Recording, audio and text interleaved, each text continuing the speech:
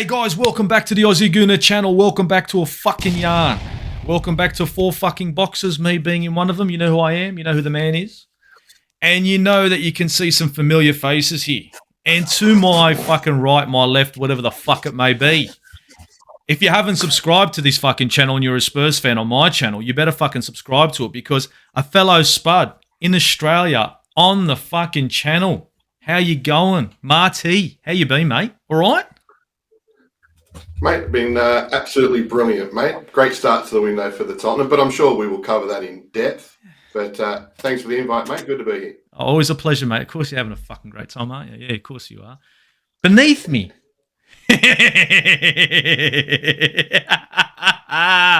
Beneath me. Sorry, I can't help myself. What are you laughing at, bro? We're in the same competition, Nick. No, it's fucked up. But it's just the way the ladder figure finished up. I'm just had to laugh. Beneath me, the Man United man. Borche from the football capital. Again, guys, a fucking awesome channel. If you haven't subscribed to that fucking channel, you're crazy. You're on crack, right? Trust me, you're on Ben White, crack. Telling you. Great channel. You got to jump in. Borche, how you been, bro? Welcome to the channel. Welcome back. Yeah, I'm good, mate. I'm good. I mean, United haven't lost in about 4 weeks, so I'm great. Yes. I haven't been taking L's in the last couple of weeks, but right. Other than that, not too bad. Not too right. bad. Arsenal, top of the league. Fuck. Last but never least, from the other end of the pond, from out the UK, Mr. Kenny Ken. Welcome back to the show, mate. Hey, it's a pleasure to be on the show. Believe it or not, a lot's happened and a lot hasn't happened. I think the speculation's been absolute rife. I am so sore about Spurs getting Bissouma because I think a lot of gooners, we could have actually imagined a midfield to Bissouma and Partey with probably, we didn't really care who the third player is really. It could have been Odegaard or anyone, as long as those two were together, because we just wanted maybe a replica of Petit and Viera. And Spurs robbed us of that. So I'm not very happy about it. But, transfer with Arsenal, have they got money to spend? Have they not got money to spend? Are they giving Eddie Nketiah a number 14 shirt? It's just been a farce, really. There's been a lot of anger and laughter. I can never, I can just imagine, this is equivalent, right, of Spurs giving John Parrott the number for an iconic shirt when he's hardly done anything for the club. John Parrott, Republic of Ireland, scored his first goal recently for the Republic of Ireland in Scotland. Being at line and Millwall didn't do too well. He's Tottenham's Eddie Nketiah. Mate, you know what I mean? The 14's it's embarrassing. The 14 to fucking Nketiah and the fucking pay and the rages that I'm hearing about is a fucking joke. But that's Arsenal. Right. That's Arsenal. And that's what we're renowned for that shit. We're renowned for being fucking soft cocks. And to be honest, this transfer window, I'm not surprised. But this transfer window for me, seriously, from an Arsenal standpoint, it doesn't look the best. But I'm going to hit Borche up for this one. Because I know Borche's in the same fucking hole I am, right? Same fucking hole, same fucking end of the island and all that shit. From a United standpoint, right, yeah. And, to be perfectly honest, Borche, you're all Man United through and through, right? And with a lot of your fans fucking coming across and saying, it's 7 players needed minimum, 7 players needed minimum. Like right now, the transfer window, it's fuck all movement for Man United, right? Is that phasing you right now? Is that worrying a little bit as a Man United fucking supporter that fucking you're in a position right now where you need some players in. You should have had some sort of targets, but nothing's really happened. Seriously? To be honest, bro, the window's been officially open for 1 week. So am I really panicking at this moment? Not really, right? If I look at just say the top 6 teams, all the rest of the teams, Arsenal have had Arteta in for how long now? Klopp and Pep have been at Liverpool and City for how long? Tuchel has been at Chelsea for now how long? And Conte, I know he's just taken over recently, but he's had maybe 6 months to know what target next season he wants. Our manager has just got into the job now. So for me, it's not panic station. Give him time. Why? Because this is the thing with United fans. They're looking at what Haaland going to City This was in the works after they didn't get Harry Kane. They were in talks with him. So this could have been a 6-month thing. Liverpool were in talks with Darwin Núñez after they played him in the Champions League. They had contacts. Yes, United. He was on Ten Hag's list. Ten Hag said, "No, the price tag, not interested in that." So, and he ends up going to Liverpool. Whether he wanted to go to Liverpool rather than United, whatever, doesn't bother me.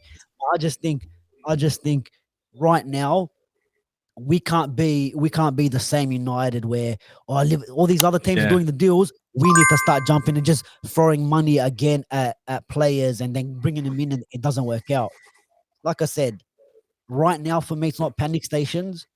With links, obviously the main target for Ten Hag is Frankie De Jong, and look, with Barcelona money situation, it looks like they're gonna get some money in because they're gonna sell some rights to their games and all that sort of stuff. So they might get things in, but there's still rumors that coming out of Barcelona that they want to still sell him.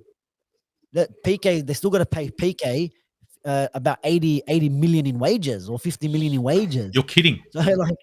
So from what I know with Frankie De Jong, personal terms in principle have been kind of agreed.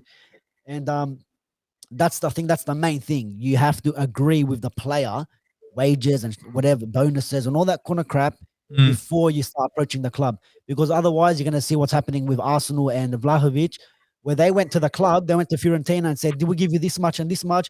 Yeah, we agree. But then Vlahovic hasn't been told anything about wages or anything. So him and his agent have gone to Juve. Yeah. You have that type of situation. So it's always best to do the dealings with the club, with the player first in principle, about the wages and all that. So at the moment, I'm not really panicking about the transfer window. Let Ten Hag get his targets in.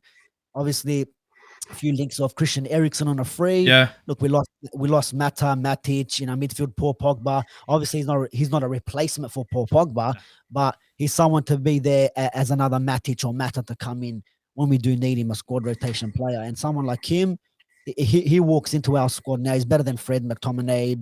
He was better than Lingard, better than Pereira that we still on the books at the club. Christ, better than players. So, other than that, we had a few links to Yuri and Timber from Ajax. Also our Anthony from Ajax as well, which plays on the right-handed side. Nothing too much of maybe speculation or rumors of what's going on. I think Louis van Gaal has kind of spoken to his Dutch players and kind of, told them maybe not to go to United if you want to play in the World Cup, and it's kind of maybe spun them around. I've heard that. I've actually heard the same thing. But yeah, man, it's an interesting one to see what's going to happen for us in the next couple of weeks. For me, I'm not panicking now, like I said, but I mean, before they go on preseason tour, he needs to get some of his players in, definitely. 100%. That's the point I was trying to make, because I know we got preseason coming up, and I know you guys are seeing it. And with Man United being, I'm not saying slim pickings, they've got the players, but I'm pretty sure we would all agree that Erik ten Hag has looked at these players and said, you know what, they're not for me. Most of them are not for me. And you think that before preseason, he's going to have at least 2 or 3 of his targets within that squad, so that way he can actually have a proper preseason and not start off like Arsenal did, if you know what I mean. The thing is as well, because United's coming to Australia and then going to Thailand or wherever, Malaysia, wherever they're going, to get a player before they go on tour, they're not going to have no visas and all that sort of stuff ready for these players to go. Now, Frankie De Jong, he was here couple weeks ago with Barcelona, so maybe the visa might be valid, and now they're just working on that price tag with Barcelona. They're playing a little bit hard to get. United doesn't want to get rinsed in the transfer market like we always do. They want to go in a different way. Like I said, new scouting department, new negotiation team, and all that sort of stuff. Keep the levels low, money. We all know the promises these owners and clubs they give us about it's going to be different and all that. But let's see that as a United fan, let's see what they're going to do. If they're gonna talk the talk or they're going to walk the walk, because they've promised a lot of things for, especially now under the new manager. Let's see if they're going to deliver. If not, I think like you're saying 7 players, and yeah, we can sit here and United do need 7 players. We're not going to get 7 players in the window. I'm hoping for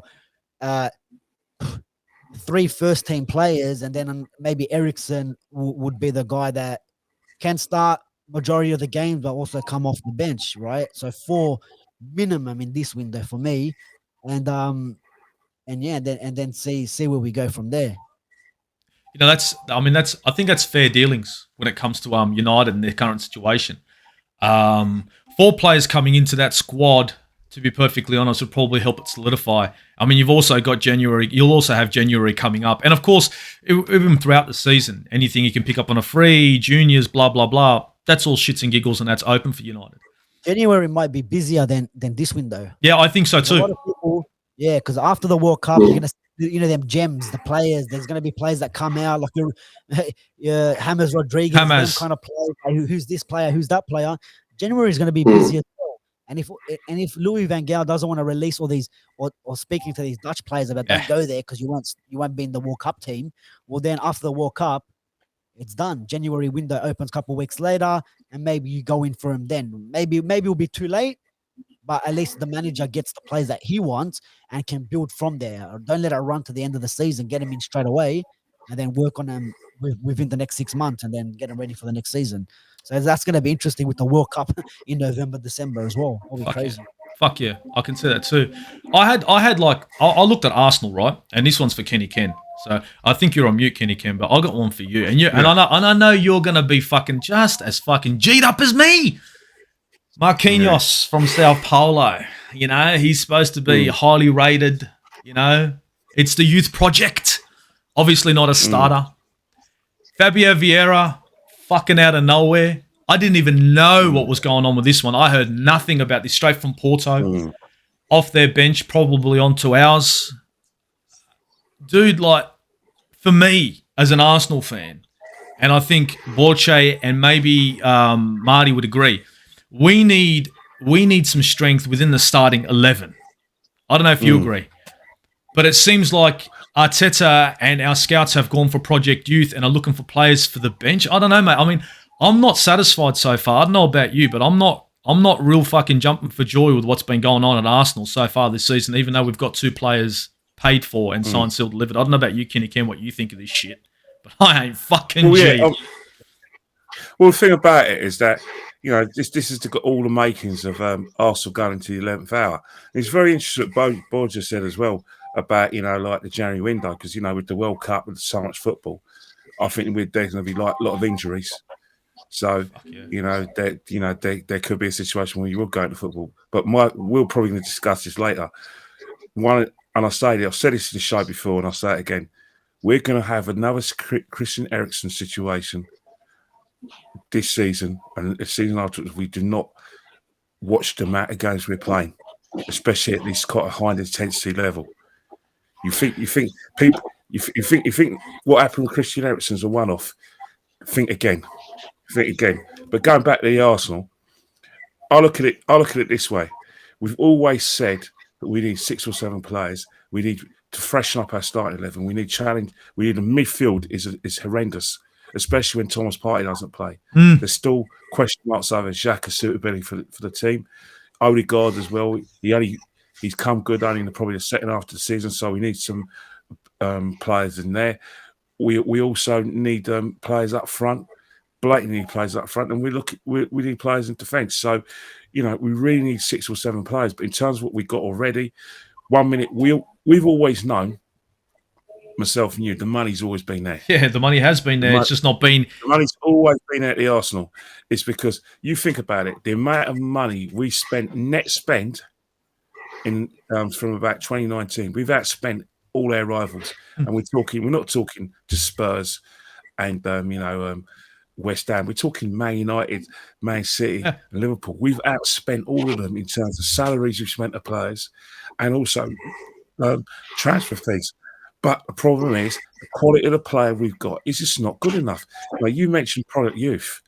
Now, Fabio Vieira smacks of Project Youth. Yeah.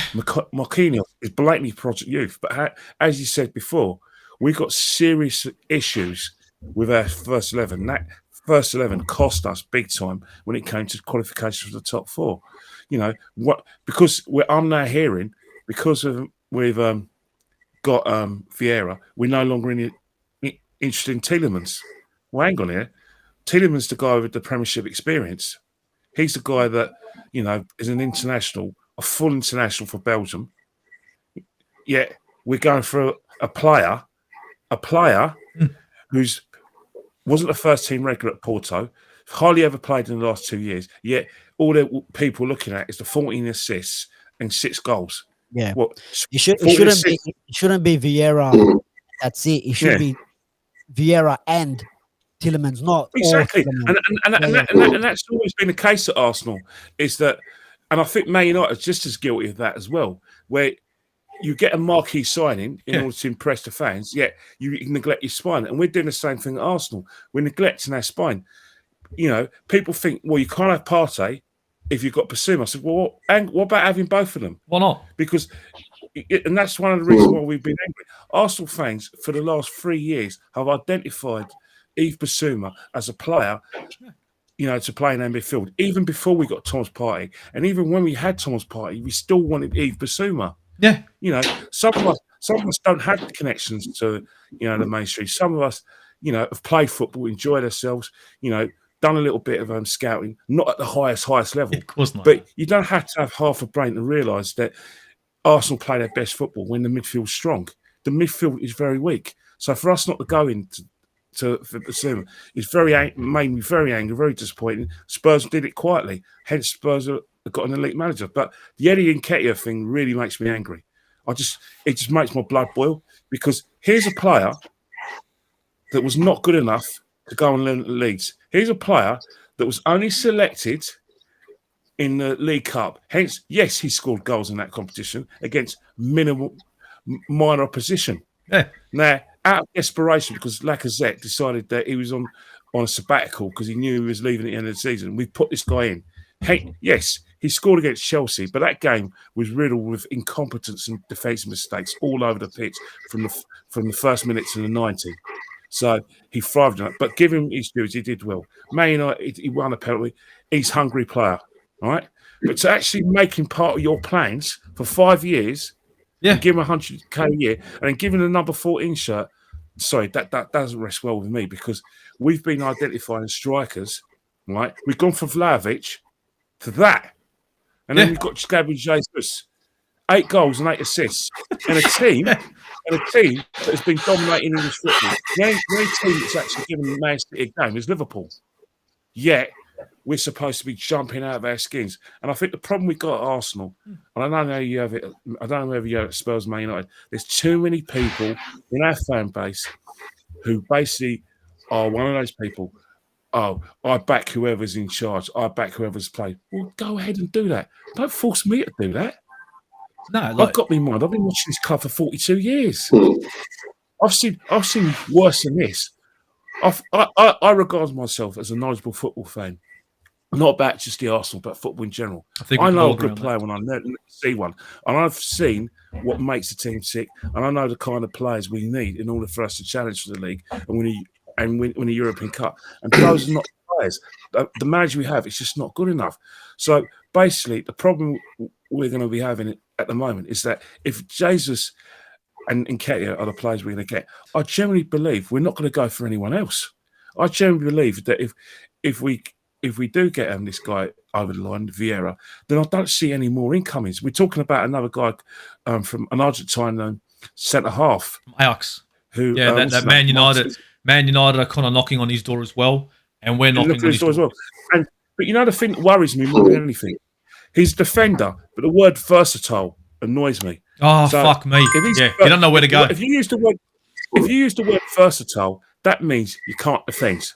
That means that you put you in defence, but you can play right back occasionally, or play left back occasionally, and you could play maybe play the holding position. But overall, when you're versatile, it means you're good on the ball. So which means instead of getting defenders who can actually defend, we now want someone who can play like Man City, start attacks from the back. All right, fair enough. You want Tavares about that. How about someone who can defend? How about, don't you think that Arsenal got too many of those players who are versatile and who could, I translate that from gobbledygook into proper English, play left back, play right back, play centre half, play holding. Come on, we've got too many of those players. And that's one of the things that just worry me. I genuinely believe it's going to go into the 11th hour. Our first game of the season is Crystal Palace. They're going to turn us over. Yeah. You know that. Yeah. Leicester City are going to be hungry. If Tielemens and Maddison, have now had a bit of a break. Maddison's going to be annoyed because he's not in the England team. Tielemans is probably going to be annoyed at us because we chose a novice over him. Mm-hmm. That's going to be a competitive game. And then we've got Bournemouth, then we've got Fulham as well. And Villa. Now, when you play these teams first game of the season, they're fresher. Obviously, so what will happen is they're competitive games. And one thing about the Arsenal is this isn't the Arsenal of Arsene Wenger. I generally will not put my money on Arsenal winning a game, even at the Emirates, under this manager. I don't have any confidence in us. I hope we win nowadays. And that's been going on since Arteta's got the job. And even when Unai Emery was in charge towards the end. That's how bad things are at the moment. And Arsenal fans, especially the sort of level-headed Arsenal fans, just don't see it. They generally put getting a paid written job, getting on Sky, getting on TalkSport, enriching themselves and getting their fame before the good of this football club. And it's just not on. You know what? You talk about like your defenders, even Steve, you as well. I mean, you guys signed Ben White last season, Tommy Yasu. Who else was there? Not Lakonga. Who's the other guy? Tavares. We signed Albert Lakonga in midfield. Yeah, and we got Waj as well at left back. If you guys get now, I know, like everyone's panicking for these transfers, and obviously we know our clubs, Arsenal. We know how you guys run, and it's always run the same, on time, on cue. Like you said, the 11th hour, 70th minute substitution. We did the same thing, we have no strikers. Joshua King, let's see what Joshua King is doing, and Igalo, and then ended up getting Cavani. If you guys get at the moment, from what I've seen, you got that Hickey. He looks like he's going to come in as a left back, right? Arsenal, I've read Arsenal are going to launch an $18 million bid for him. If you get a window with let's just say, because Viera's over the line, it's been confirmed. I'm sure he's over the line, yeah. Yeah, so if you guys get him, right? So you got already Viera. You guys, if you get Hickey, Gabriel, as in Jesus, and Tielemans, and also the speculation of Rafinha coming, is that a good window for you guys? Well, the thing about it is minus Rafinha out of that. So you got Tielemans, Jesus, Hickey, and Viera, let's just say. Is that good enough? Or do you need a Rafinha to make it a better window than would have been without him? See, the thing is that I think what's happening is, if you look at Arsenal fans, we've got different opinions. Some Arsenal fans want the numbers of the squad increased. Some Arsenal fans like me want the quality as well, because we're at a stage now where I'm looking at this player and I think, can he win me the league? I don't want him to just get me in the top four, because there's levels between getting teams and getting in the top four regularly to actually challenging and breaking the sort of like duopoly of Man City and Liverpool, and probably even giving Chelsea a bit of a tickle as well, because they're close, a lot closer than anyone else. So the DNA of the player and the identity of the player is, so can they win the league? So you're going to look at that window and you're going to think, yeah, that's a good team, and get me in the top four. But ultimately, you're still going to want to have the situation where your DNA and the quality of players got to increase, because you've only spoken about the players we're getting. Let's not forget, we've also given Elneny an improved contract. But even beside that, but we have to put that aside. And again, what are we rating players in terms of there's enough quality in that player to win me the league? I think it's quantity. Jesus has won the league. Yes, I know the players around him. But Jesus won the league. But the thing is, Jesus is a very interesting one, because you look at Jesus, and you look at the reason he was brought into the team and brought into the squad is because Aguero was a box player. Guardiola wants players who can basically can run those channels like Sterling. So basically, stop the goalkeeper from basically playing those little triangles that he did at Barcelona. So what I mean by a triangle is that, right, you lose that ball, you're getting it back. What will happen is that they like a situation where they if you get the ball against Man City and Barcelona at his point, you've got to hit the ball wide or long, because you try to pass it through, they're at you like Yorkshire Terriers. So basically, Jesus was that kind of player. But it says a lot about the fact that Jesus wasn't a success, that he went back to Aguero anyway. And just got players around Aguero who did all those, played in those little triangles when they didn't have the ball. So you look at Jesus, yes, he's won a lot with Man City, but has he been the catalyst for their success? Yeah, but then again, you got to look at where Arsenal are at this current time, and the top quality players. We all know where they're going. It's either Liverpool, not even Liverpool. Like, not even going to say Liverpool, because a lot of the top quality players. I mean, there's still debate about Darwin Núñez, anyways. But in terms of top quality, like an Mbappe is not going to Liverpool. A Benzema, Lewandowski's on a free almost, and he ain't got Liverpool. So maybe Arsenal should go for at Lewandowski. You've got good points. But the thing about it, right, is that we're going to get the mighty soon. If you look at Liverpool and Spurs, there was a time they played actually rock and roll football where they got in people's faces. But what differentiated Liverpool from Tottenham? Liverpool got Jurgen Klopp. Now Tottenham have got Conte.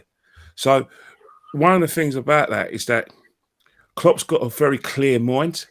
As much as he loves Mane, Salah, and Firmino, he knew that teams were being working him out, and he needed to get something fresher, and he needed to get something different.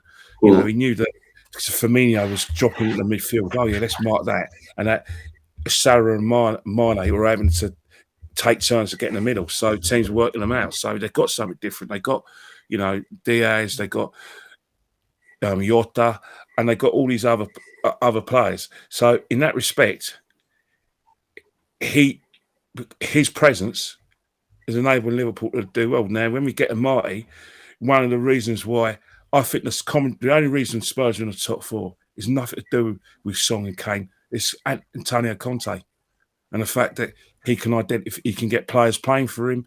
And I'm not just saying because everyone says you've got to trust the process, take time. Not necessarily. If you listen to your Matt, look at what happened to Chelsea. He went to Chelsea. We battered them at the Emirates.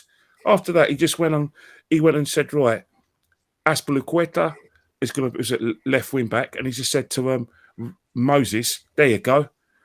You're going to be my right wing back. And he just kept it simple, but they practice.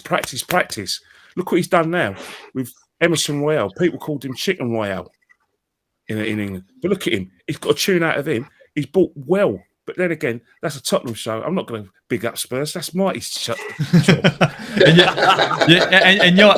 I'm sitting here thinking to myself, wait a minute, he's wearing his fucking Arsenal bloody his Arsenal robe and everything. Wait a minute. Has he turned? Has he turned?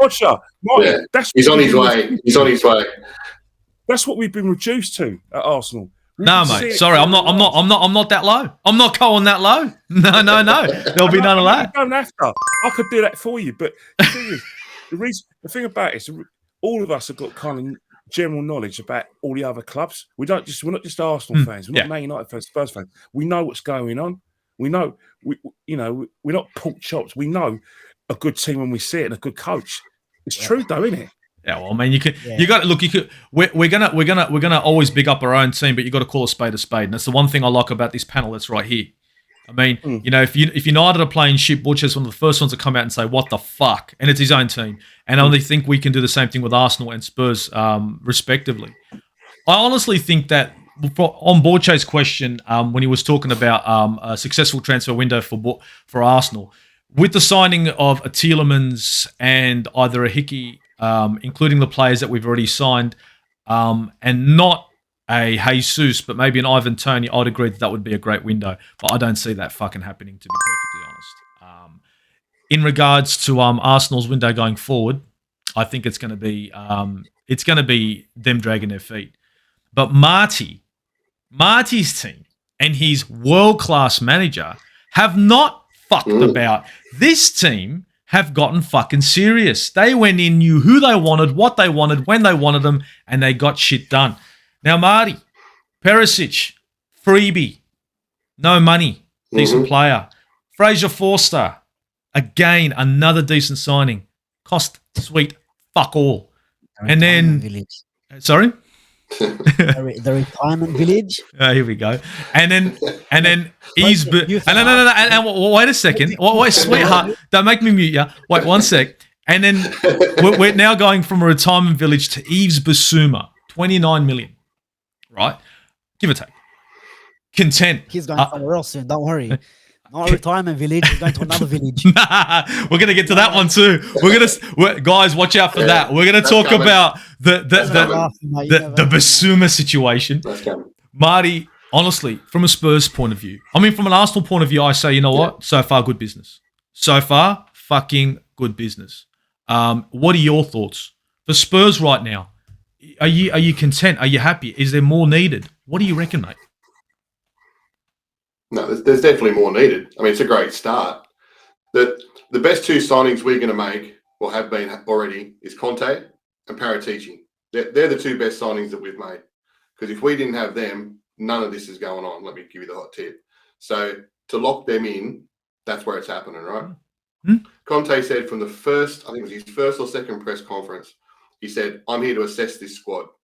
And he has done it from day one. He said, I'm watching everybody. I'm watching how they train, how they play, everything. He broke down the diets, you know what? He turned everything over, right? He knew exactly who was going, what he needed, what needed to happen. And he said to Paratici, there you go, mate, go get him. And that's what he's done. And, you know, this is Bermuda Triangle stuff for Tottenham, right? To sign a player on a free before the window's even open, to get in, you know, Galini went back on loan, the goalkeeper. We get in Fraser Forster. Great goalkeeper for us. Second, 34 years old. Brilliant. To get Bissouma, which was, I mean, he was about, what, 3 or 4 clubs all talking about, you know, come here, come there. Turns up at Tottenham. Brilliant. Exactly the 4th member of that centre midfield that we want. And finally now, I think we've got the complete midfield 4 that we can choose from and rotate around. So, look, we still need more. We still need, you know, a right wing back. We've got to sort out that side. As much as Emerson Royale's played well, Doherty played all right before he got injured. There's word of Jed Spence, young fella, but I still think we need strengthening there. Players going out. We've still got Ndombele who we've got to get rid of somewhere. Looks like Lo Celso's gone now. Yeah, do we need more up front? Absolutely. But look, we're definitely on the right travel path. If it stopped now, no, I wouldn't be happy. But the way, the speed at which everything is going so far, and just the type of players that we're getting in, you can tell Conte is saying, this is not a program. This is not a 2-3 year trial. This is this season. This is get them in. I think we go to South Korea first up. I want them in now because, as you said yourself, to get a player in a week or two into the season and stuff, it just doesn't work. He wants them in now, train hard. This is how I play. We're ready to go. So, look, I think there'll be more moves at Tottenham very, very shortly. I think Eriksen's a good chance of coming back to Tottenham, to be honest.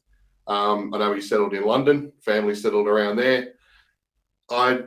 Champions League football is always going to be a big thing, and so he's worked with Conte before as well. I think he's worked with Ten Hag as well, but I'm not sure. No. But look, not at Ajax. As well, Ten Hag.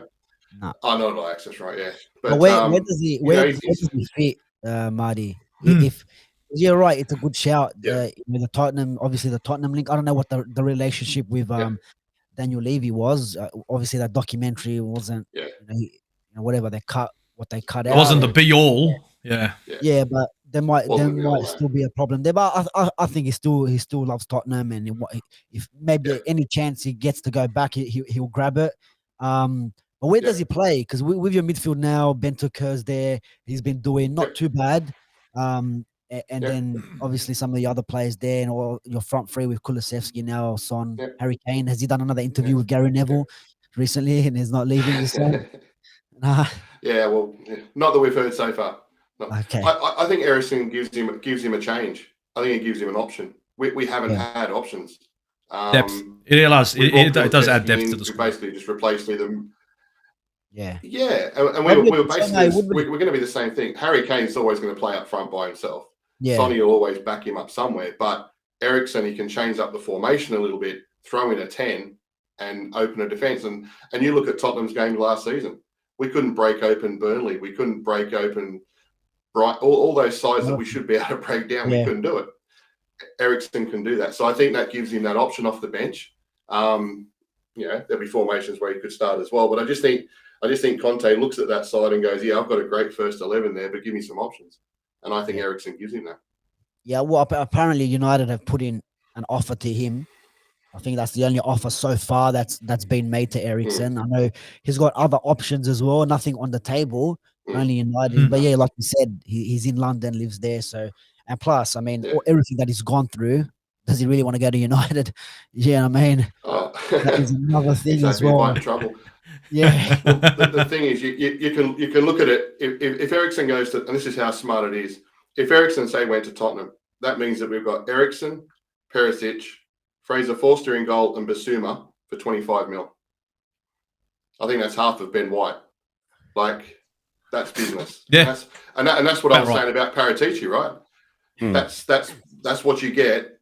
He doesn't say, oh, I want one left. See, Levy in the past would say, I'd isolate one player and we'll bid for him and we'll undercut and we'll bid and we'll undercut.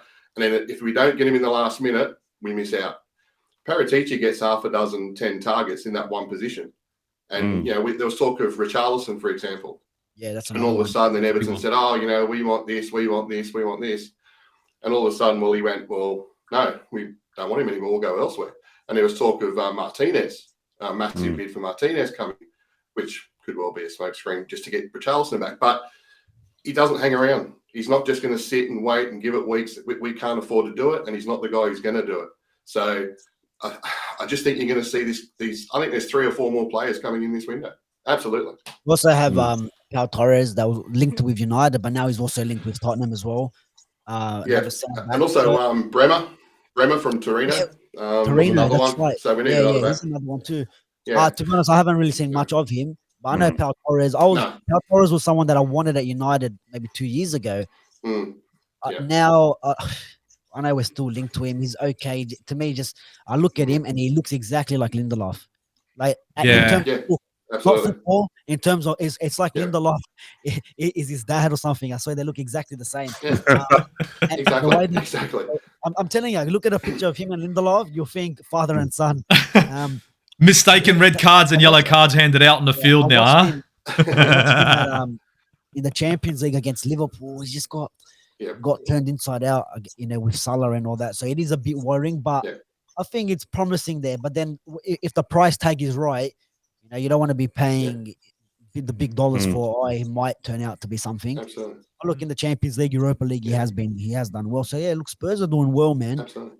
So far, I know the retirement village, they might step up to the plate and all that sort of stuff, Look, Project Now, not Project Youth, Project Now for Spurs. It is Project Now for Spurs. It is, because Perisic is a player that knows Conte. It should always be like Project Now for all big clubs, because I think, this is like a smaller version of the top, the Big Six. It's a massive rage. All podcasts have a Big Six podcast. I call it all sorts of different names. One of the things is we're all big clubs.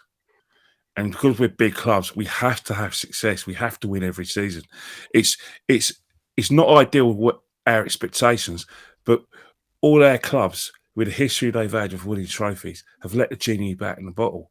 And there's a lot of calm fans who try to put the genie back in the bottle. You can't do that at Arsenal, Man United, and even Spurs as well, because you have had success.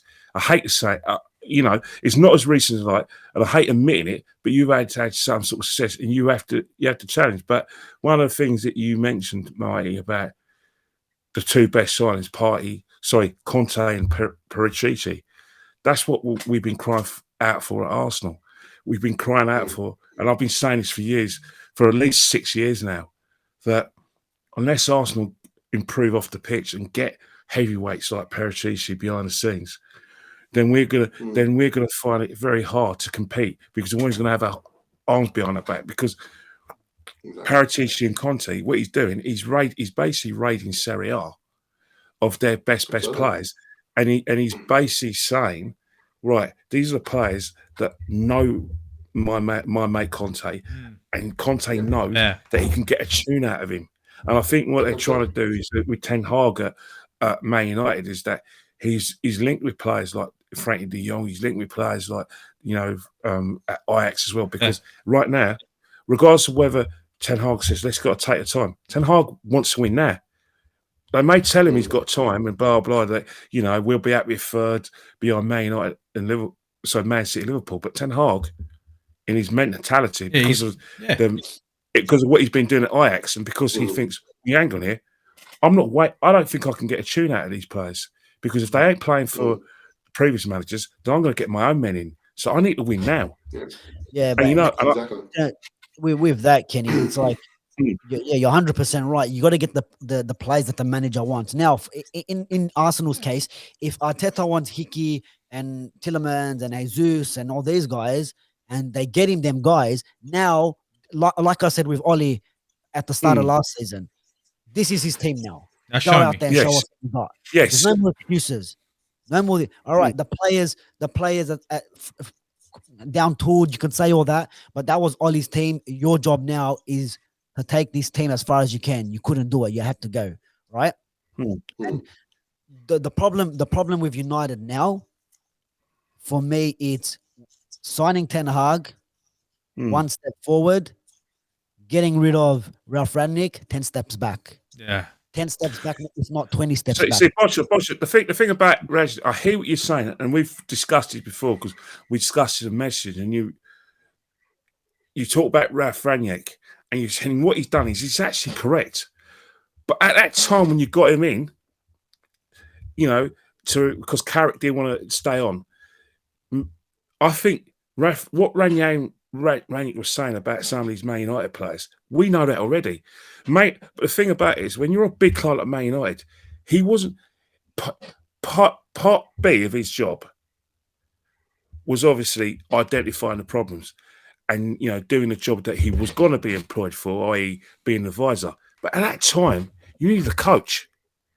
Yeah, you didn't employ him to try and tell you what the problems were. You were employed to get a tune of what he had already. And that's where a lot of people like myself are thinking, you know what, I respect this guy, but Man United, there was still an avenue for Man United to actually get into the top four. And I felt at the time there was more focus on him identifying all the problems rather than concentrating on the league. The thing is with that is, right, when Ollie got sacked at that time was the Glazers' love child is Pochettino, and Edward Wood's love child, he loves Pochettino, so they wanted to go in for him. Pochettino, we all know every time before he went to PSG, the talk was he's never won anything. He's gone to PSG. He's not going to leave mid-season where the trophy is there to be taken. Let's be honest. Ten Hag is not going to leave Ajax when the trophy is there for him to take. The COVID season, Ajax were miles points clear, and they got null and void, so he didn't get. That was out of order. That was bad. I felt for them, Whatever that might be. So it's like, okay, how, like you said, Carrick didn't want to stay on. All right, who can we bring in? So bringing in Ralph, right? So you brought him in. The club brings him in to be a football director, sporting director, advisor, consultant, whatever title you want to give it. So you bring him in for that role. Now, his philosophies that he's had is very similar. It's kind of in the middle between Pochettino and Ten Hag. So can this guy come in, get these guys going for the next 3 months or so while we decide on the manager? And when the next manager comes in, there's still the fundamentals of what Ralph was teaching the players, also with the next manager in mind, right? Obviously, the players in nicer terms are fucking pussies and complaining about training in the dark, complaining about, I don't want to do this and press and all this type of training. They didn't like it. They down-tooled completely. So, and to be honest, not only that, They sold him out. In the January transfer window, the team was weaker. So they made the Ralph's team weaker than it was. So he kind of one hand tied behind his back.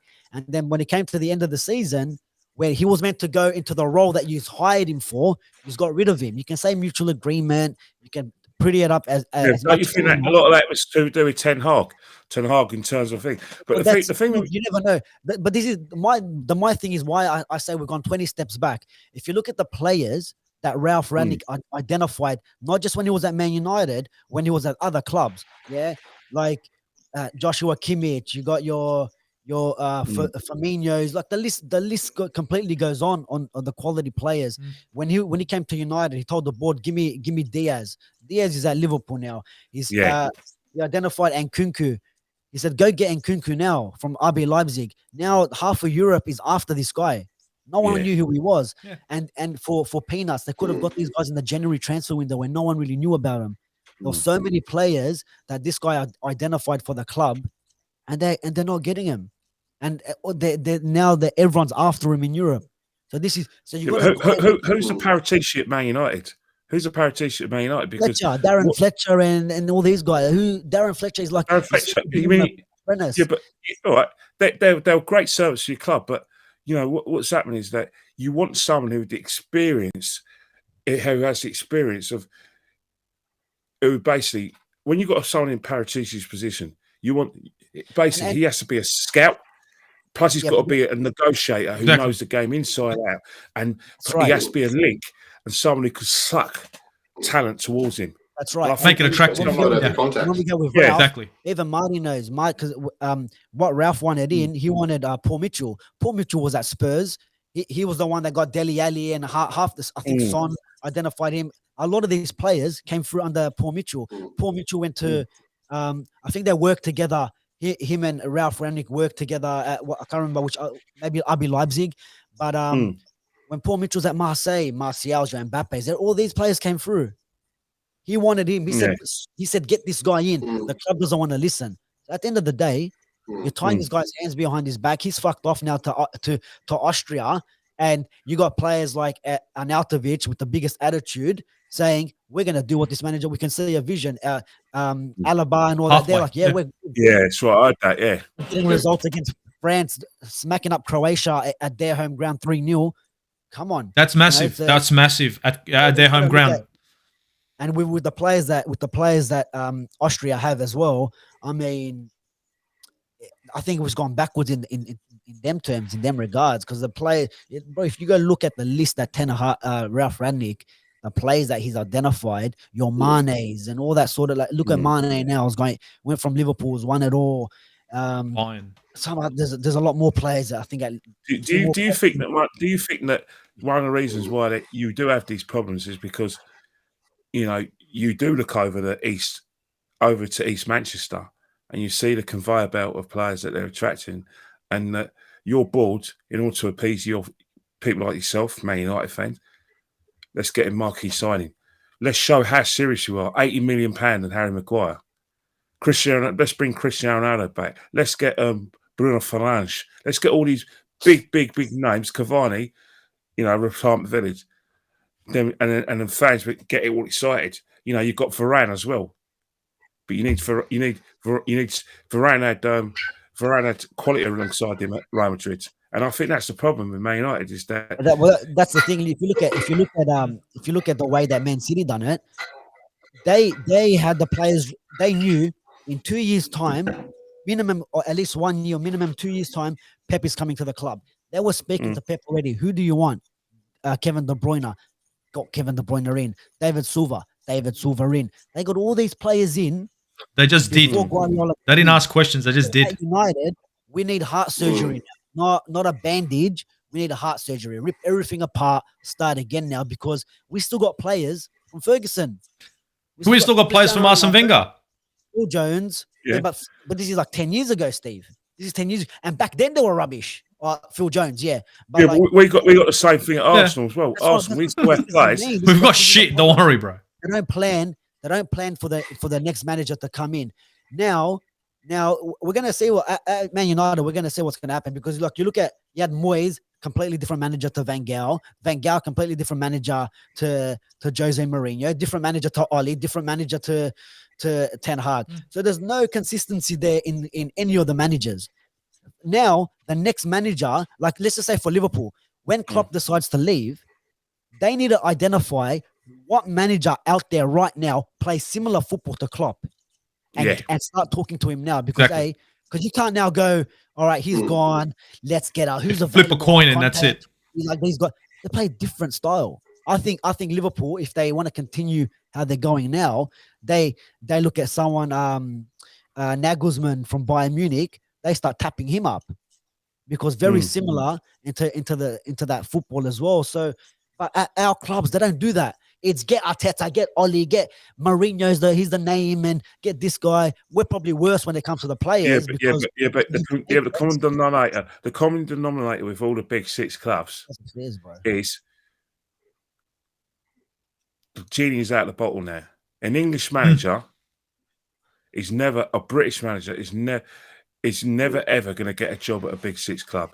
If Brendan Rodgers is probably, he's Northern Irish, he's probably the last British manager who's going to get a job. Unless at a big Graham six club. Potter goes to Arsenal. Yeah. People talk about Graham Potter at Spurs. I can guarantee you that won't happen at Tottenham. It won't happen at Arsenal. It won't happen at Man United, and it certainly won't happen to the Liverpool's and Man City, because simple reason is that. If you've got, and I say this with the greatest respect, it's nothing to do with xenophobia, but you don't have British owners. You don't have the local guy from North London buying Arsenal, Tottenham. You don't have the geezer from Salford buying Man United. You have major businesses from abroad, and what will happen is they have advisors who want the best. And at the moment, they don't think British is the best. So they are going to get these big names with different philosophies. And these managers, 9 out of 10 times, know that because of the demands, they're not going to be here that long anyway. Probably 2 or 3 years. Because the fact is that some of these owners just may want to change. I've seen many a club where things are not, it ain't broken, but the managers think, well, I think we should be challenged for the league now. Let's get rid of him. And I think that's the situation with the kind of owners we're having right now, is that it's not like the old days with Liverpool, where Bob Paisley, Bill Schneider retires, Bob Paisley takes over. So the continuity that Bob was talking about at Man United, they had that continuity at Liverpool because I just don't change things. Just give Bob Paisley leaves, gave it to Joe Fagan, get Craig Dalglish in. And they tried to do that at Souness. And that's when Liverpool were out of fashion, where they couldn't do it no more. But that the way boys just talking about trying to keep the same sort of players, that sort of thing's gone out of the window for too many years ago now, because too many managers want to make their mark and they want to be different from the guy they've taken over from. Sad but true. Yeah, unfortunately, I think that everyone's trying to make a name for themselves on the back of the fucking club. And unfortunately, it's the clubs that are the ones that are going to fucking cop it. Fans as well. Because these guys are trying to make a name for themselves, they're going to be gambling left, right, and centre, and so are the respective owners, gambling on every single name they can come up with. Unfortunately, that's gonna hit fucking the clubs. It's gonna hit the fans, and if they're not successful, it's gonna create uproar. And I mean, at the moment, at both Arsenal and Man United, Man United, of course, sacked Oli. We've got Arteta where he's at. It was uproar left, right, and centre. I mean, everybody was over Oli. Everyone's over Arteta, and I don't think it'll change for either team. I don't see it. Maybe Man United have made the right moves in regard to Ten Hag, but of course, I can't agree more with Borcho when it comes to letting go of Rangnick. I think that was fucking insane. I think that was stupid. But you know what? I'm not surprised that the Glazers went ahead and did that, because I can see the Cronkies doing the same fucking thing because they're just as bad as each other. They'll just buy themselves time. No, that's all it is. I think sometimes you do buy yourself time. Chelsea bought themselves time with 9 years ago with Rafa, after they got rid of after they won the Champions League, Rafa came in as an interim because they knew they were trying to sort of prize away Mourinho from Real Madrid. Yeah, that's some managers do that, and obviously the Poch was the one they want. Obviously, Marty's the Poch. They wanted Marty's Poch for Man United. Do you know what I mean? And you know what? I was happy when they wanted him, because I was like, "Fuck, that's insane." Poch is a good coach. He's a good coach, but I don't think he's anywhere near as going to be. He's not going to be anywhere near as good as what they've got now. I think. But the thing about the Poch, I hate Spurs with a passion, and he made my life hell. And I've been to loads of games at Wembley and White Lane where we got absolutely smashed. That the football Spurs played from August 2015 up until June 2019 was so demoralising as an Arsenal fan because we were getting absolutely caned. Like we got overrun. We had Kane just couldn't stop scoring. Ericsson couldn't stop putting on a plate for Kane and Song. We had Dele Alli shaking a leg. It was so intimidating. Dele Alli's best time. Yeah, that was it. Yeah, they was. I mean, and you would think about it. The guy may not have won anything, but he got pretty close to getting them somewhere, and that's one of the reasons why I respect the Poch. Whether he's going to be able to do that again, you just don't know. But he did earn the right to have that big job at PSG because of what he did at Tottenham. But at the end of the day, Man United looked at what was going on Spurs, the fact that he did it relatively in the cheap, and they got pretty close with him. That's why I fully understand why the Glazers wanted him. I get it. I really do. I can agree with you there, but to be honest, like I said, Pochettino for me, I think apples and oranges between Ten Hag and Poch. The Bissouma thing was one thing I wanted to touch on real quick. I know Bissouma went to Spurs, and I know he's going to strengthen that squad, and I know he would have strengthened Arsenal, and I know he would have strengthened fucking Man United. I think he's strengthened any team he goes into, really. But. I think my opinion of Bissouma as a player is different to what I'm hearing in regards to his personal life and what's been happening in the background. Now, I think everyone knows that Ivan Bissouma has been, he's been embroiled in some sort of sexual assault situation and blah, blah, blah. Now, I know that investigation is still pending. He's still been playing for Brighton and all that.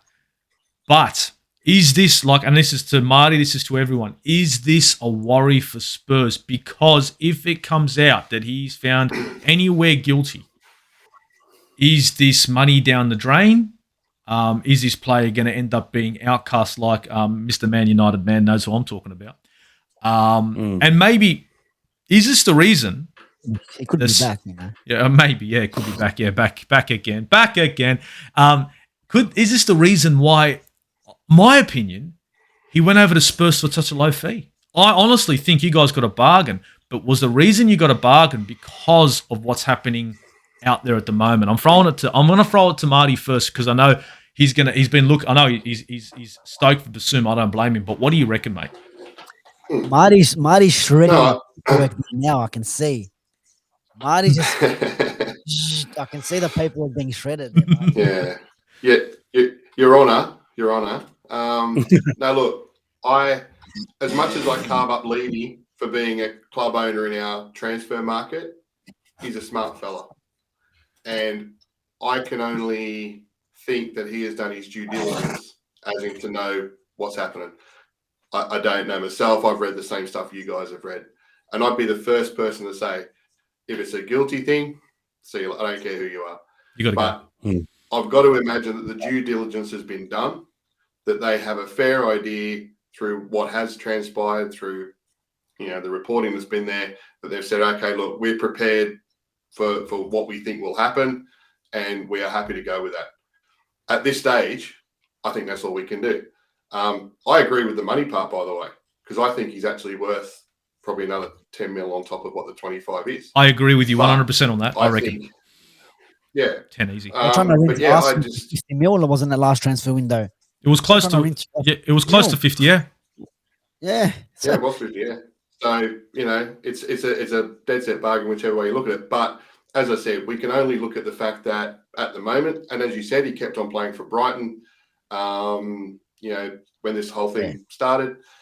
I just think that the due diligence just would have been done for the business deal. Do I think there's something maybe in his contract that they look at and they say, well, if it does turn this way, sorry, maybe so. I wouldn't be surprised. And I'd be 100% behind that too. I'd be 100% behind it. They've looked into it. Yeah. And the fact that he's been playing and you got like Greenwood and Mendy at City, once that happened, literally they both stopped playing out of the squads. The club has taken down any sort of jersey sales with their names and anything. Completely alienated. Yeah, so and 100%. you can kind of see the difference. Like if something happens like that with Bissouma and he knows and the club knows and people around him know that you could be guilty here, he wouldn't have been playing for Brighton because I think I know he went missing. He didn't play for a little bit, not too long. No, it wasn't long. It would have been like 3 or 4 weeks maximum. Yeah, maybe something like that. And then he's come back in. So it's about a month. I think they've looked at it. They've maybe Spurs have been the smarter ones that went in straight away to look at what's going on with this situation, while everyone else is kind of kicking back and expecting the worst to wear. So yeah. I don't know. And let's think of it too. At the moment, we know. I mean, Tottenham's got dollars, right? We've pulled in a couple of frees, and we've got dollars to spend. I don't think Levy is the type that's going to run any kind of risk when there's a market out there of people. He's got Perisic working overtime, who could get a majority of different midfielders we've been linked with at varying quality. But is he going to put all his eggs in that basket and say, "No, let's get this one, and hopefully it'll work out"? I think they've done. I think they've done the right thing. They've looked through the paperwork. They've said, well, look, we believe this is how it's going to go. And you're right. Get in early where other clubs may be thinking, do we want that at the club? We're not so sure. Let's get him in now. Yeah, but you know the thing about the guy as well, was he in the last year of his contract? So, because if he was in the last year of his contract, I'm not certain. That could be it. Because I think that I was hearing rumours that he's in the last year of his contract and that there was a situation where obviously, when you're in last year of your contract, the clubs do ask you, do you want to sign a new contract? If you say no, it's right, that's it, you've got to go, because clubs nowadays, the exception of Arsenal, we let them go on a free. The reception of Arsenal will say, right, you've got to go, because the same with Mane as well. Mane had a year left of his contract at Liverpool. Yeah. He's now gone to Bayern Munich.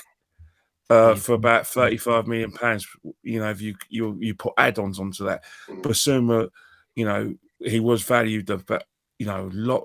Was it between 50 and 60 million? Yep. Last year his contract at Brighton, Spurs have been able to, 29, pay 25 million for him because he 29 total. To sign a new contract. Yeah, I think he was asked to sign a new contract and he said no, he didn't want to sign a new contract because he knew that he would be able to, clubs be able to negotiate a big move and half the valuation. I think that's what's happening with him. In terms of what's happening with the court case, again, one of the things is you just don't know. One minute, the papers would just say, right, he's in court, or player A is in court. The next minute, boom, there's a massive court case and the prosecution have got reams of evidence. And I've heard the word, sexual assault. I don't know. Nowadays it's changed. I've seen idiots when I've been going out, doing things to a woman, maybe leering at her. Builders leering at her. Do they consider? Again, I just don't know.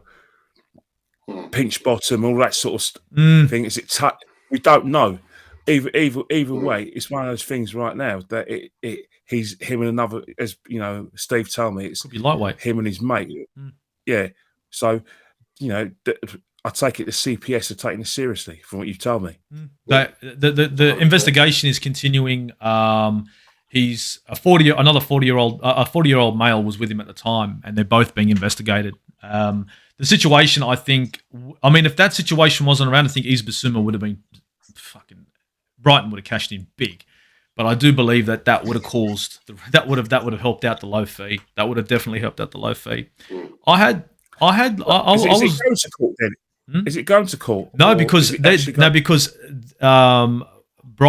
the Brighton police are still investigating the situation. Now they've been investigating this fucking situation for donkeys now, for months, and you know what it is? They keep on extending bail. So that's the situation that they're under. So it's kept Yves Bissouma in limbo. Seriously, they take it seriously. Well, if they're keeping extending bail, maybe they're waiting for other people to come forward. They're honestly extending bail. So it looks like they're trying to pin something, but it's hard to say because you'd think by now it would have been done and dusted within 2 or 3 months. But these guys are still gone.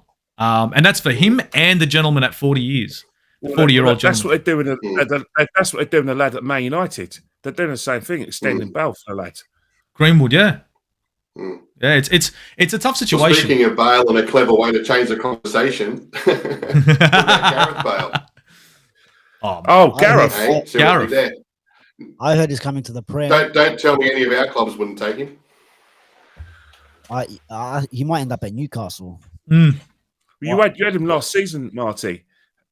You had him last season. In what he needs to play because it's a World Cup year, right? And he's playing for Wales, so he wants to be somewhere. I don't think is he going to put in 100% because he wants to make first team, and I don't think he's in that, right? I just think he wants to. He'll get a few dollars. There's 5 on the bench now. When you 5 substitutions you can make. Yeah. How good would it be to pay that guy a bit of money, train with your squad, sit on your bench, and bring him on in the last 20 minutes? No brainer. And pay him what he gets for Real Madrid. Yeah, pay him £300,000 a week. Why wouldn't you? Fucking if you're Newcastle, you can afford it. Yeah, fucking hell. Get him to sell a few shirts as well. Yeah, Bale and the black and white. Guys, I had 2 more questions, and I was thinking, look, this transfer window, and I'm saying you guys get to pick. If you only get to pick for 3 signings, 3 key signings. So I'm talking 11, starting 11. None of this bench bullshit, right, that we do at Arsenal and fucking, youth.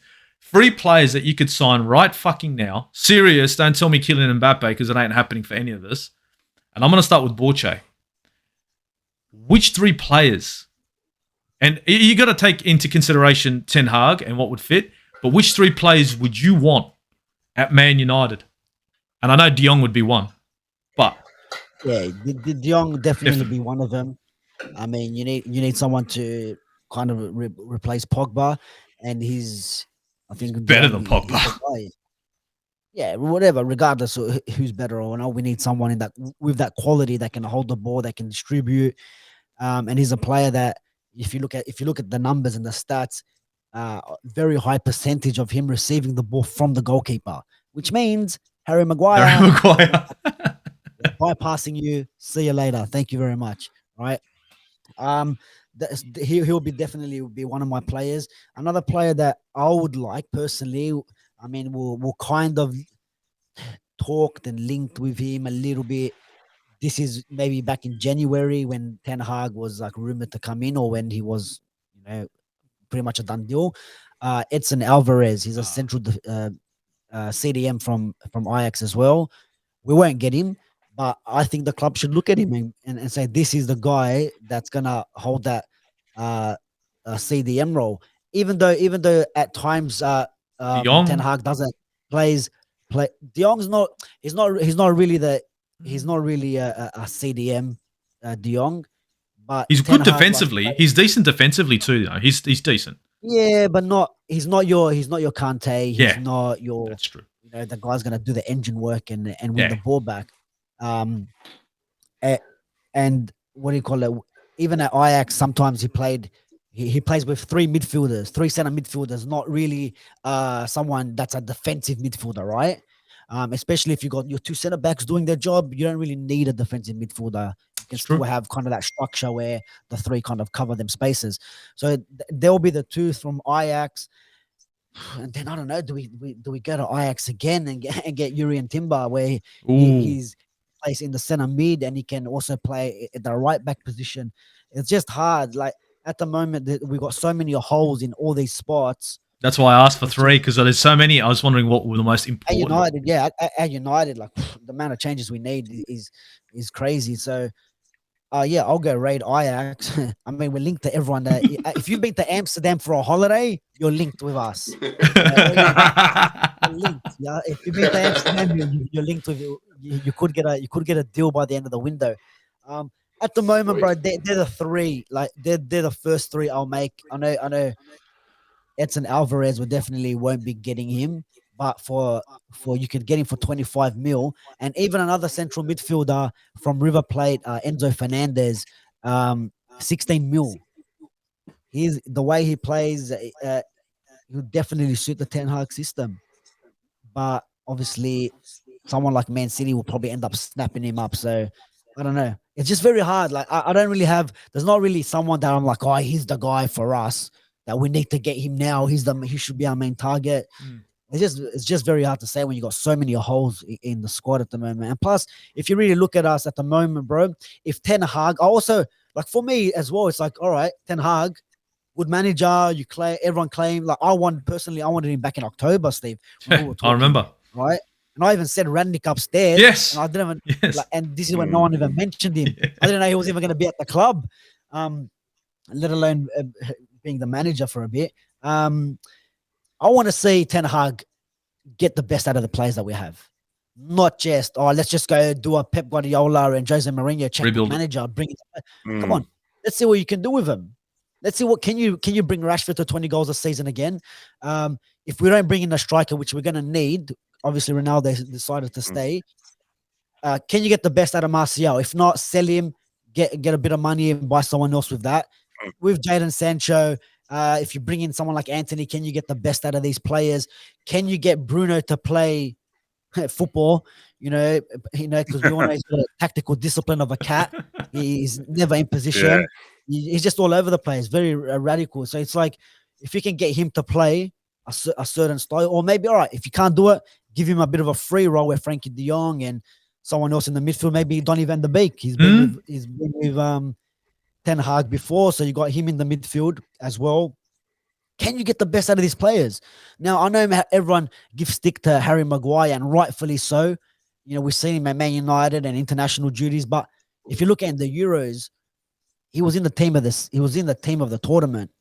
If you can bring something a little bit back where he's just do the simple things properly, and maybe your back line is a little bit stable. Can you get the best out of, all right, I don't know, Wan-Bissaka, and he'll probably get rid of him, and Luke Shaw, or these Tellers and Delo. Can you, as a manager now, get the best out of the players we got? With you bring in you get Timber in the back, center back. You got Frankie de Jong just in front. And I don't know if you want to bring someone else in, that's your players that you've coached before. So you have the players that you rely on, and can you build from there? That's what I'm kind of hoping that he can do as well. Not just buy and sell till you get the best players or good players in. Show me what you can do as a manager with your coaching staff. Can you talk the talk in the Premier League now? Let's go. Let's do it. That's fair enough. I mean, to be perfectly honest, I think he's the kind of coach that can do it, though. I think he's got the qualities to get the best out of your player. And I mean, end of the day, if he cannot get a tune out of a player, I don't think many a manager could. And that's you look at the players, Steve. Like I just said, like Ronaldo, we know, he might be 37, but we know he can pop in the goals. Exactly. Sancho, we know what he's done for England and in the Bundesliga. You still got your Rashford, you got Bruno, you got Rafael Varane, David De Gea. Like there's still a decent core there. If you can just get them to link and just get that belief, get them going again. I mean, we'll see. But he needs to do that instead of just let's rip in the transfer window and buy everyone. Building that chemistry. Now, Marty, same question. You got three signings. Only three. Only three. You've already got fucking three. I'm giving you three more. Look at this. Half a squad. I'm giving this guy half a squad, and he's like, three. You're going to ask for 6 subs now. The train station. Fuck this one, mate. I should have given him one. Which three? Three. Look, I still think our back three. Romero's a superstar. Dyer, how he's not in the England squad, I don't know. Surely got the World Cup. Davies played really, really well. I still think we need another quality centre back. I would have loved Bastoni, but I just don't think we're going to have the money. I don't know too much about Bremer, but look, I'm going to say Bastoni. Maybe he'll change his mind and come to us. So if we can get someone like him, the rest probably up front. We've got the front three. Mora's, up and down. Bergwijn wants out. I'd love to see what Conte could do with Richarlison. He's a big, strong fella up front. If we get one injury of those three, we've got to have someone of quality to replace him. And I think Richarlison could probably do the job. Again, we just talked about coaches bringing the best out of players. Conte with a Richarlison, with that guy's power and everything, I think he'd be an absolute weapon. And I'd love us to pick up Eriksen for the midfield, not just for the romantic comeback to Tottenham story. Depth. But I think great on a free. But I just think it gives us that change. I just think it gives us that option. And I just think it's someone who knows the club, knows the players. And again, with the 5 on the bench, 5 subs, Eriksen is a game changer. And I think we really, really need that. And we've seen that in past years. We can't break down defences when they decent on a free kick as well. Of 4. Absolutely. Which, God, we've got to take Harry Kane off the free kicks. But, Eriksen on a free kick. Too for Korea. Exactly. So, yeah, I'd love to say he probably won't get in, but I'd love him. Bale off the bench just for the free kick. Bale off. I thought he was going to say Bale. I thought he was going to add a Bale, but he didn't say Bale. Get the 9-iron. Nah. Get the 9-iron now. Just pop it in. If you give me 4, I'll say Bale. But here we go. 4. We'll go with Eriksen. The way fucking Tottenham are going, they're going to get a whole fucking brand new team. Arsenal's still fucking stuck in the bush leagues. I'm going to ask Kenny Ken. Kenny Ken, you got 3 players. 3. You get 3 players. You're choosing. You fucking better not say Gabriel Jesus. I'll fucking end the stream now. But you know what? I don't. I'll tell you one thing now. I've got something that's going to make people's heads boil. Okay. It's just been announced that on Sky and go on the Arsenal website. I've just got something on my phone that it's been expected, but Eddie Nketiah has officially signed a new contract of 5 years. And Arteta's words are, this is a great, I'm very delighted. I'm very delighted that he's decided to sign a new contract. He's all about our club. He represents the values that we've set. Those are his words. I repeat, I am delighted that he's decided to stay with us. He represents all that is good about our club and the values that we've had. Hey, Ken, let me tell you something, yeah? Man United, Ollie sat down in his first couple of press conferences. He said, Ashley Young's going to be part of my squad. Yeah, it's true. Alexis Sanchez, top quality player. We need him to be part of the squad. He's a great... See you later. Romelu Lukaku, he's one of the best... See you later. Hey, this could be Etier's going to leave soon anyways. It's one of them. We value this player in the market, blah, blah, blah. Let's see if we can get a fee. But basically, we want to be able to... We realise a mistake, get a fee for him and then jog him on. Is that what you're saying? That's it. This is how these guys fucking trading post player, this bloke. He's selling him like they're on a trading post. These guys know what I'm talking about. Fucking up for sale. 0-0 on the back of Eddie Nketiah. 0-0. All nearest offer. You're right. Who are you getting in? Right. Who are you getting in, Kenny? Who are you getting in? Don't fucking say... Look, let's just say no Eddie Nketiah. And if you say, I'm telling you, if you say bloody Gabriel... In terms of Gabriel Jesus, I don't want him. Yeah. I'm sorry, I don't rate him. Who would you put in? I've set my standards a little bit higher than that. Yeah. I would like... I've looked at players like, Ivan Toney, and I think, you know what? He's the kind of DNA that we do need. Someone can hold the ball up, run those channels, and someone who can score goals. And someone who would be hungry to play for Arsenal, who won't see us a step down. He had his chance in Newcastle. It didn't happen for him. And he had to go and work his way up through the leagues. And with Peterborough, now he got his big chance at Brentford, got them promoted. He's done the job. He's done a fucking job. That was after, and he kept the tradition of, players. I remember Brentford, they had them, was it BMW, Benrahma, Watkins and Mbuemo, and Mbuemo. Then he took over from that because they just missed out on promotion. Second season, they got promotion. He, won the playoffs against Swansea. He hasn't looked out of place in our league. Yeah, there was a time when he went for a bit of a goal drought, but I think in a better team he'll score goals for us. That's the kind of DNA the player want. In terms of right back, why isn't anyone talking about a young lad at Norwich, Max Aarons? He's had enough experience of first team football. Yes, he's been at Norwich and he's got relegated, but he's Norwich. They are going to get relegated. Let's face it, because they're good and they're too good for the Championship, but not good enough for the Premiership. So why aren't we talking about him? As Did much he have injury concerns though, Kenny? Because I know Tottenham were interested for a while. Yeah. Why has it gone quiet? What's he done? What's his home life like? Is it chaotic? Is he got? I don't know. Is there an investigation on him too? Fucking hell. Yeah. Why isn't anyone looking at this lad? I don't know. He's an 121 international who's got a wealth of experience of playing the Premiership. Plus, he's young and he's hungry. It's not as if you're getting an up-and-coming player who's going to be good in a few years' time. We know what he can do in this league. So why won't anyone go for him? Mate, you're speaking my language. You're speaking my language. Yeah. In terms of the midfield, we've missed out on Bissouma.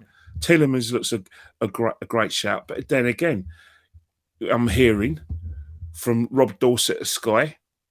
Now, Sky are more reliable than the Daily Mail and more reliable than Sun. And that we might be out of Sky do have a link and do have an in with football because simple reason Sky run the Premiership. Sky and BT run the Premiership, so they are going to be giving them some sort of links with the clubs because they play the clubs handsomely. So that Sky want their play in the flesh. I'm hearing from Rob Dorset that we've called their interest in Tielemens. I heard that as well. But would you take him? Would you take him? Would you take him? Would Tielemens be your answer? Well, to be honest, I would have loved a midfield of him, Partey and Bissouma. Jesus. Because I'd fit in that midfield. That midfield is so strong that the quality, it's quality as well, that we'll win a lot more games and we'll be more fearful of the Emirates. That I won't have this situation where I hope we win games. There's no guarantees in life, but when I see the solidity of that midfield, regardless of whether you get these champagne strikers or these silky defenders, you can't win big football matches without a strong midfield. And that was my dream, those three. And it looks like I'm only going to be stuck with Partey, and that's it, Partey, and that Xhaka, a player who, let's face it, I've had more than enough of. I rate him in what he can do, but I know that if we want to get into the top four or challenge for titles, he's not going to get us there. He's not going to be good enough to get us there. No, I don't think so. That's sort of what I want. I mean, I kind of like you've actually picked the guys that I've said before, and I've said it once or twice before that those are my boys. Ivan Toney, Yuri Tielemens from the start of last season, I was saying that, and Max Aarons. And to be honest, I couldn't agree with you more. But guys, I think on that note, I think we've covered up pretty much every bit of this transfer window. In a nutshell, better for Spurs, fucked for Arsenal, and I don't know what the fuck to say for Man United, right? But I'd like to thank everyone for jumping on the channel. I appreciate all your views, and to be perfectly honest, I hope Arsenal are going to make some more moves. I think Man United need to make some soon as well. But from the Aussie Gooner to everyone out there that's watched this stream, watched this show, I need you to like, share, and subscribe to the Aussie Spurs TV, to Football Capital, and push Kenny Ken to get a fucking channel, and maybe subscribe to mine. You know what I mean? I subscribe to your channel. Don't subscribe again because it'll unsubscribe you. I've been subscribed from day one. Since we start talking. Subscribe. Kenny. Click on Aussie Spurs TV, guys. You know, they've got some Spurs guys out there. You got to fucking support Marty. You know, if you don't, who will? Damn straight. Look, from the Aussie Gooner to everyone out there, guys, thank you very much. But it's Uru, guys. Uru. See you later.